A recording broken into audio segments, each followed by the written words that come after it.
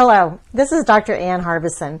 I spent the last 20 years traveling the globe, working with leadership teams, helping them understand that a crisis, a time of turmoil and uncertainty and transition, can actually be the ideal time to bring out the talent, innovation, and the true convictions and passions of their organizations. In fact, 6 months ago, I was taking a sabbatical to finish a book that I'd been working on for several years, entitled Never Waste a Crisis.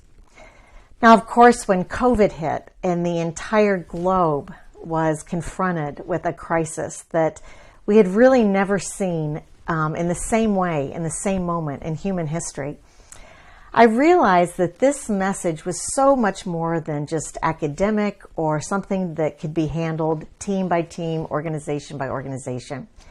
It challenged me to find ways to reach out to companies, to leaders, to organizations in different virtual formats, to share the wisdom that I've learned, the research that I've been pursuing for the last 20 years, and to engage in a deep, enriching, creative dialogue about what we need from each other to make this a time of growth and even transformation. There are many ways I'd love to share with you that we can start this conversation and enrich your own leadership journey as well as the life of your organization. First of all, I'm working with individual leaders to really understand the classic traps that they can fall into when leading others through crisis. For example, thinking that you need to solve the problem before that you really connect with others in a deeply vulnerable and human way. Another trap is thinking that you have to either be the hero or the martyr, someone that's going to save the day or carry the burden for everyone. There are a whole list of traps that very well-meaning, passionate, dedicated leaders can fall into, simply because this is a moment unlike any that we've faced before. Along with leaders, I've been looking at teams, groups that I've worked with for many, many years, with the fundamental question, are we a group or are we a team?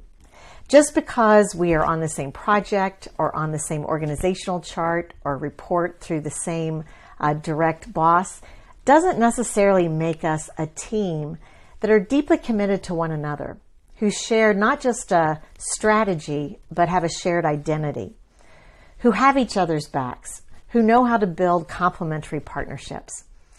That work around team development has become only more critical during this global pandemic.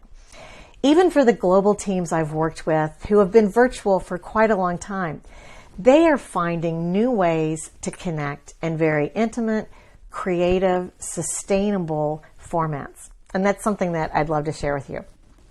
And then finally, for anyone in your organization, be it a business, a global business, a local community group, even a family, I've been sharing something called Surviving and Thriving Together on my website.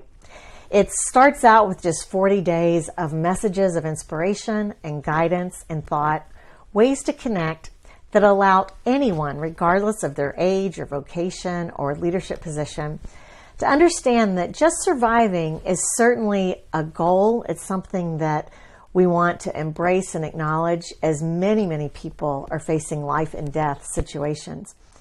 But we are truly called to do something more than just survive. And there are ways that we can thrive through a global crisis. We can look at the foundations of our lives, our organizations, and see where there were cracks in the foundation. We can look at things that we don't want to go back to the way that they were before. We can collaborate in ways that we rebuild, ways that we come together, use technology, and set a course for our organizations. I'd love to share with you, either through a keynote speech, a work with a team, or even an interactive dialogue, how your team, your organization, and even your personal leadership journey can thrive during this unprecedented time. We need to have wide open hearts, a lot of space and grace. We need to give each other permission to mess up, to experiment, to learn, and to grow, to still hold ourselves accountable for concrete outcomes and actions, strategies that are absolutely vital and important. but we can't do it the way we thought we could 6 months ago. I welcome your questions, your possibilities for bringing these messages to life in your organization. I look forward to talking to you more.